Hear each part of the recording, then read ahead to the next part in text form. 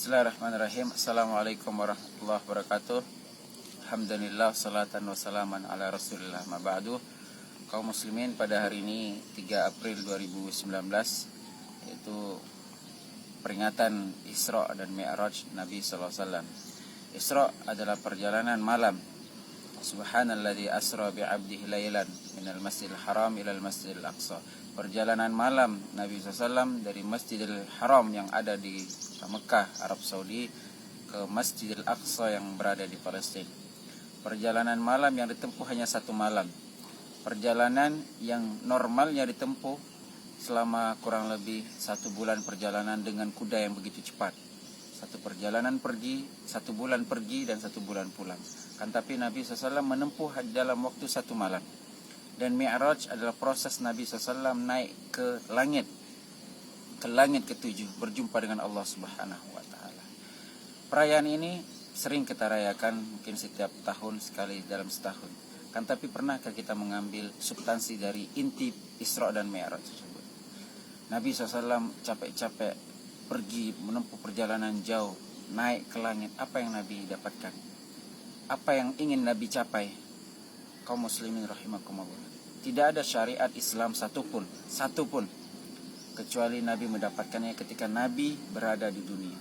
Turun malaikat Jibril, diwahyukan dari Allah Subhanahu wa Ta'ala. Akan tapi untuk perkara satu ini Nabi harus menjemputnya langsung ke langit, berjumpa dengan Allah Subhanahu wa Ta'ala. Betapa agungnya amalan tersebut, betapa agungnya ibadah tersebut, yaitu ibadah sholat.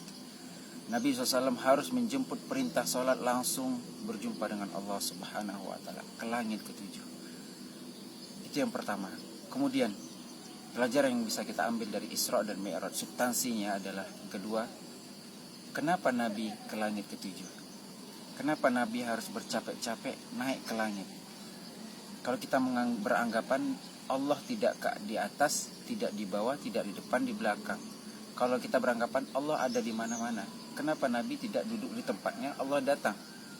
Kan tapi ini menjelaskan bagi kita bahwa Allah Subhanahu wa Ta'ala berada di atas arsy. Allah Subhanahu wa Ta'ala berfirman dalam surat Thaha, Ar-Rahmanu 'alal arsy istawa. Allah yang Maha Penyayang beristiwa di atas arsy.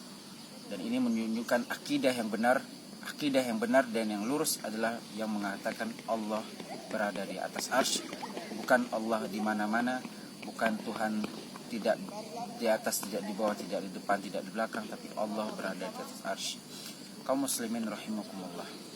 Perayaan Isra Mi'raj tidak dikenal dalam Islam karena para ulama sendiri berbeda pandangan tentang tanggal kapan terjadinya Isra dan Mi'raj.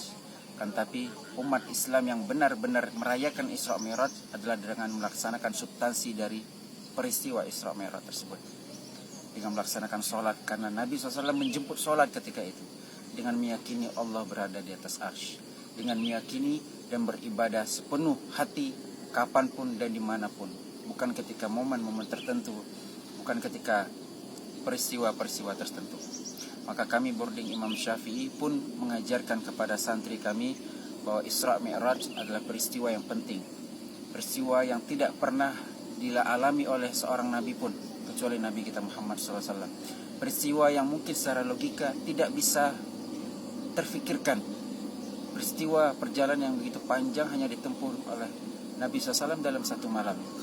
Dan ini akan menunjukkan keimanan seorang muslim. Orang muslim yang beriman kepada Nabi SAW akan meyakini, akan percaya apa yang diucapkan oleh Nabi SAW.